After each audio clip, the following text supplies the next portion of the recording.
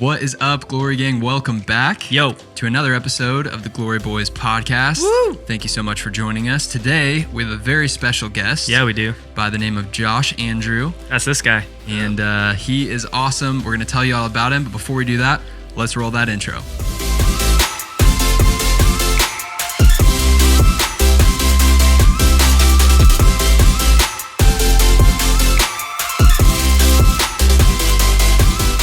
Guys, so excited to have you back today. And Josh, we're so excited to have you. Yeah. Thank you for joining us today. So honored to be on here, by the way. You Heck guys yeah. are a big deal. Likewise. The best. We're honored to have you. Thanks, bro. We're here at GV Studios in the content studio recording podcasts. Yeah. It's a good day. And let me tell you a little bit about Josh. Josh is 23 years young. And just turned 23. Just turned 23, which I forget all the time because you act, older than you are. I look 47. I'm just kidding. You got one of those could be 15 or could be 35 kind of vibes. I'll take it. Shave the beard. Yeah. Yep. Love it. But Josh is an entrepreneur, has an amazing wife who's also entrepreneurial. Him and his wife lead the guest experiences team at our church, at My City Church, and they are just an awesome couple. And we really wanted to have him on today just to share a little bit about his experiences, where he's come from, different ventures that he started. He really excels in areas of social media, marketing, and things like that. So hopefully you guys get some awesome tips and content out of this episode. Yep. But Darren, you've known Josh for a while. Yeah, we've known each other for, I don't know, what is it, like 10 years now? It's been a long time. Yeah, it's crazy. You went from being one of my heroes to being one of my friends. Well, look at that. Let's go. Look at me go. Being friendly. Look at that. So yeah, like we grew up in the same area of Northwest Iowa in good old Sioux City, Iowa. SUX. Yeah, sucks city. I mean, that you can't win being from Sioux City. Nope. It smells bad. It looks bad. It is bad. It does have Lagunitas. It does have Lagunitas, Ooh. which is the absolute best burrito and taco you probably will ever have in your whole life. Yes. Ask Barack Obama. I was going to say, they do have a picture with Barack Obama. Did he go there? Yeah, he went there. In Lamar's. Yeah. Yep. That's amazing. in in Sioux the Sioux City. City one. Yeah. Yeah, sorry. It's I forget. verified. There's multiple. But Yeah, there's one in Sioux Center. There's one in Sioux City. Sioux City, and there's one in South Lamar's. Sioux City. South Sioux City. But the Sioux City one is just the best. Yeah, it's the best. If you guys love tacos or burritos, just go to Sioux City, Iowa for the only reason to stop at La Juanitas. This podcast is sponsored by Lagunitas. I wish. But yeah, so we've known each other for a long time. Really, I gave my life to Christ, I don't know, in 2013 and started attending Sunnybrook Church in Sioux City. Yep. And that's really how we got connected. You were in the college program or...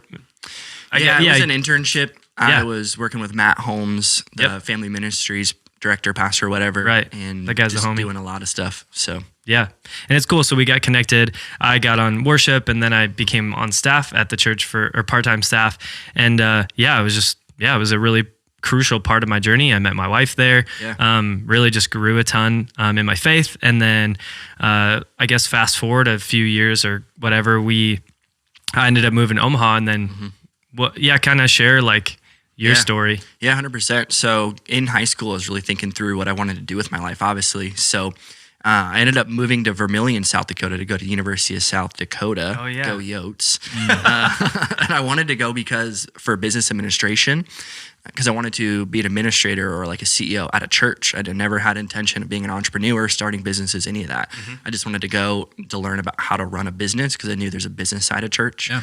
And I ended up going for 1 year and really feeling like I needed to go to a Bible college or to get more knowledge of the Bible, because if I wanted to teach the Bible, I needed to know it. Yeah. So then I ended up moving to Omaha, and I only knew one person in Omaha, being Darren. Yep. And Darren just sent me a simple invite to My City Church, and the rest is history. Dang. And you met your wife there. I did meet my wife there. I didn't even know she went to our church. I slid into her DMs as a kind man, asking her to just get coffee. And we sat down, and she was like, I go to My City Church. I was like, what service? You don't go to My City Church. Yeah. I'm there all the day. I don't see you there. Kind of calling her out. But no, Nice. We met, and she's the best ever. Yeah. No, you guys are a superpower couple. So you moved here to Omaha. You obviously were going to school.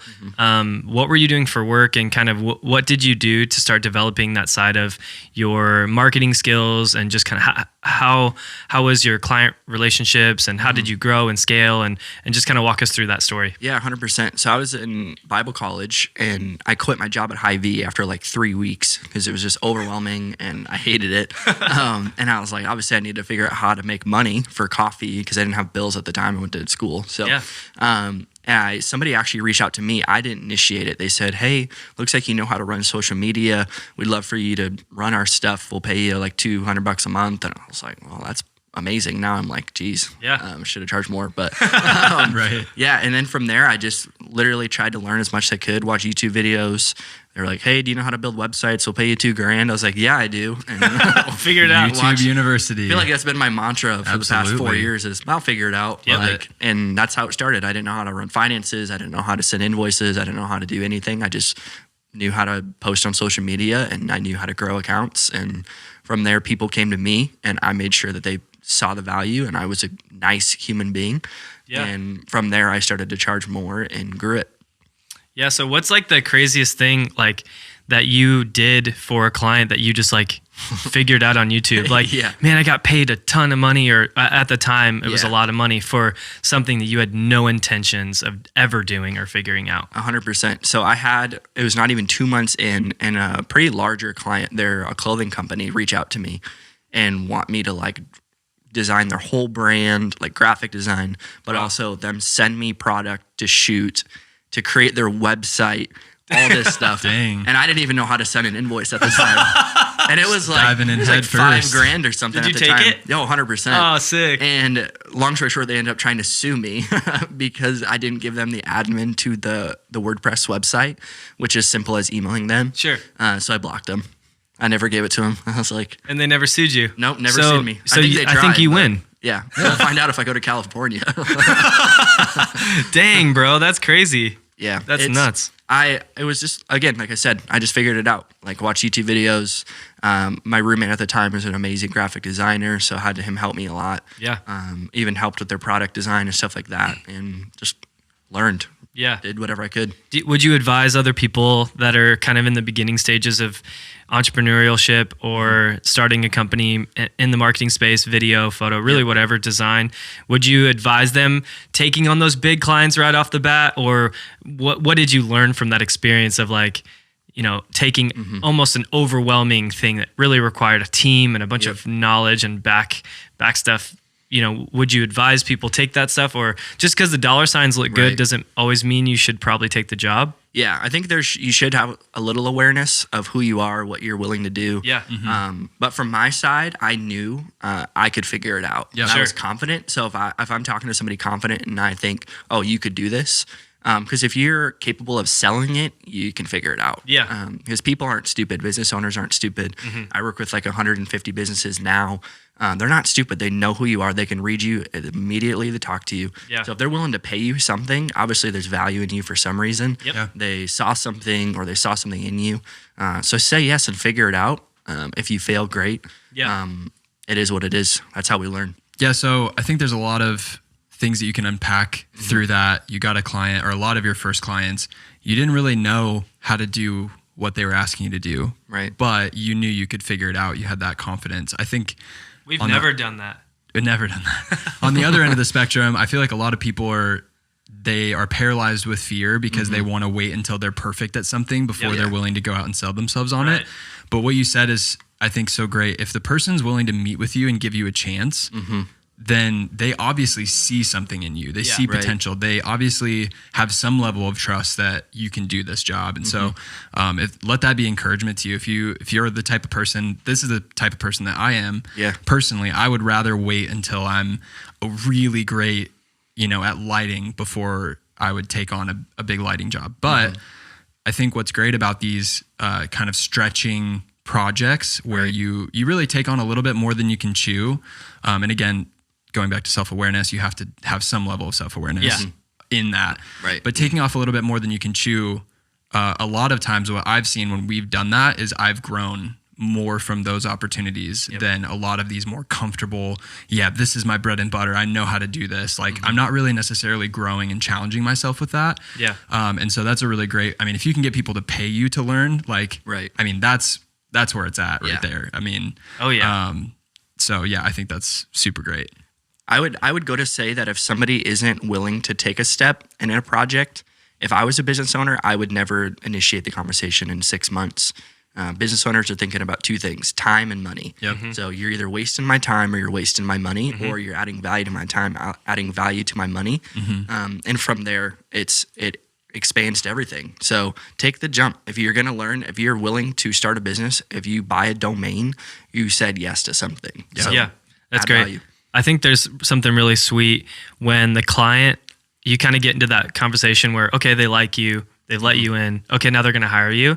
And then there's like the little bit of, if you're vulnerable with them, like, hey, you want to do this, and I don't really like necessarily, specialize in X, Y, or Z, but I'm willing to do it, and I'm excited about it, and I have these ideas, and really collaborating. And I think that could really open the door for some really great relationships with these different types of businesses.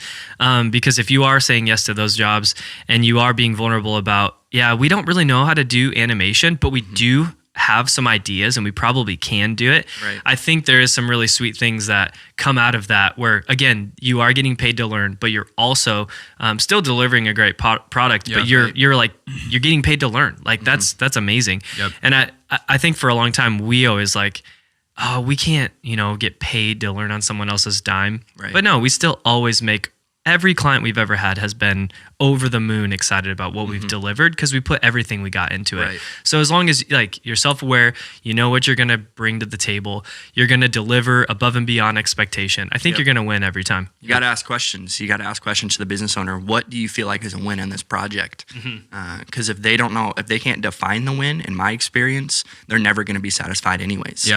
So being able to define wins, to be able to define success, the ROI, simple things in our minds, the natural marketing brains go, well, this is easy. But if I'm a business owner, if I love tiling floors, I don't think about marketing. They don't know the value. They don't know the ROI, whether that's an awareness side of things, of just people knowing your brand, whether that be a direct sales, like leads or whatever it may be. You need to define the ROI. Yeah, I think that's really great. Just asking questions and understanding. So if you're going into a project, maybe it's with a new client, because obviously some of these clients that you've worked with, you build a relationship, you understand each other, and really you reach a point where you're kind of on the same page. But in that initial conversation, if you're sitting down with a new client, what are some questions that you ask them that will help really define that win? Because that happens far too often where there's not clear expectations on the front end, and then their expectations weren't met, but you thought what you were doing is awesome. So what are some of those questions that you walk through a client with? 100%. First and foremost, I always want to go through, I call it just a customer journey, to understand how people find them, they're kind of their goal right now. Like, how do you have a customer facing website? Do you have a back end side? Just to kind of understand their business. I always want to be the guy to say, help me understand your business. Because if you can't help me define it, like I'm not a tile contractor, I'm a marketing guy. And then the backside, I always want to know their history with other marketers, look them up, maybe see their back, if they've worked with somebody different, to kind of see what they've done before. And a lot of people I've noticed with business owners anyways, not even inside just the commercial side, they've been burned really bad by marketing agencies or just trying to help them understand. I always use the word advisor. So I'm just an advisor. Here's some advice. This is what my recommendation. You don't have to take it, but this is what I've seen in my 5 years of marketing. And it's your choice to say yes to that. That's awesome. I learned a couple new things there that I can take and use to do better discovery with clients. Yeah. Cool. So, Josh, you are 23 years old. Yep. You've accomplished a lot, I would say, in the short 23 years of your life, which, Jordan's number was 23. Let's go. That's the only person that ever used that number ever. MJ year, besides LeBron. No, I know. I was being a jerk. But the only relevant person to use that number. True. Fair. But just what inspired you to I guess being an 18-year-old and like wanting to do more and wanting to lead and wanting to go after more, not just being like, oh, I'm a college kid, I'm going to just be lazy and not start things, not dream, not have ideas. Like what really inspired you to kind of chase after that, leave Sioux City, start going to school, Bible college, really all of that, starting marketing companies, getting married, now having dreams and ideas and aspirations with your wife that are huge. How did that all start? Yeah, I think I had super practical. I think I had a really awesome mom who always encouraged me and instilled in me, like, you can change the world. And Love that. I still, like, my wife and I always talk about, like, hey, we are not ordinary. There's nothing ordinary in my bones. Like, we have to be confident in what we're doing. And if we're not confident, people will see that. But also for us, like, we're faith people. We believe that God's put something in our hearts for a reason. Yeah. And it's our opportunity to partner with him in that. So ever since I was a little kid, I've always been confident in what I'm doing, whether that's playing basketball as a kid or football, or I wasn't ever confident in my schooling because I thought it was garbage. But Facts. shout out Mrs. Burke, 4th grade. Yeah, take that, Mrs. Burke. Fun fact, I wrote her in 6th grade. We had to write to our hero. And I thought it was a big deal in 6th grade. So I wrote her a letter, like, thank you for being the worst teacher I've ever had. You've pushed me farther. I'm going to be in the Chicago Bulls someday. And write your letter and put your report card. It's horrible. That's amazing. Wait, so you sent it to her? Yeah, literally mailed it to her. Did she ever respond? No. Oh, Your Mrs. last Burke, name what's is up? Burke. Comment, and I will not apologize, but I will give you a fist bump. But yeah, I mean, leadership for me has always been adding value and listening. And I'm an Enneagram 8, like we said, so I'm a little aggressive, indirect, but my wing is 9. So I care so much about the person. I will be aggressive when it's attached to people and making sure they feel valued and seen and known. Yeah. So it's never been about a thing. It's never been about a marketing business. It's never been about sales or even getting a wife. Like, it wasn't a huge goal of mine. Like, I obviously was like, I'll get married someday for sure. But it just so happened to be next to me, a person that I go, oh, cool. I can add value to this person. I can serve her. I can love her, make her feel loved. So, yeah. Yeah, we talk about adding value all the time in this podcast. And I think the crucial thing that you just said is, like, it didn't matter what venture it was. Right. And for you, like, it doesn't matter if it's in your video business or a different type of business. Like, if your focus is on adding value to people, you're going to win. You're going to find the right relationships, whether that be, your significant other, spouse, or business partners, people that can bring you up, people that can really speak into you. We've talked about that on the podcast before, just like having those relationships with a close group of people that can really give you feedback that you trust. And so I think all of that starts with, you're not focused on making money. You're not focused on, like, the short-term things. Really, your end goal is, how can I add value to people? How can I love on people and care about people? And that's what we're all about. Yeah, I mean, I would say even that, like, I would ask a person starting a business or running a business, if you could do this for free, would you still do it? And if they say no, obviously we have bills to pay, the practical side, but also, like, you need to be passionate enough that I could read 100 books about this subject and never get burnt out. I could, and some people, it's working a full-time 40-hour week job and paying their bills. That's amazing. You're paying bills, you're supporting your family. But for me, I always have a bigger drive to go, hey, that's not enough for me, but that could be enough for you. And not comparing anything, but also knowing my wife and I have a vision and a mission, and it's our responsibility to do something today about it. What are some leaders or what are books that you've read or people that you've looked up to that you aspire to be similar? Whose life would you want to trade with? Yeah, for sure. What I always love to do is look at books that are coming out now. And obviously they've been influenced or listened to somebody before that. So, like, somebody who I look up to is like a Chad Veach. So he's writing leadership books and all this stuff. Who does he listen to? So one of the most pivotal books in my life has been How to Win Friends and Influence People by Dale Carnegie. There's like 15 principles to just add value, to make friends, to win people. And our goal should never be to win people over or to just influence people to do it. But if you have a pure heart and your initiative is to not make people feel uncomfortable or unloved. So that's a huge book in my life. It's changed the way I lead. It's to change the way I love my wife. For a church kind of example, church leaders, MBA. So there's like a couple of people who had masters in business, and they wrote a book about, if I ran a church, this is how I would do it, just from a practical side. I'm obsessed with reading. I try to read 2 books a month. right now I'm reading a book about missions in the Old Testament. Super random, but I just want to learn. Yeah. I want to read anything I can, consume any blog, watch any YouTube video. Yeah. I watch a lot of Conor McGregor motivational videos because I think he's hilarious. Dude, he's great. Lexi is so annoyed by it. She's like, "You've watched this 10 times." I'm like, "Yes, but he's funny." Yeah. He is quality content.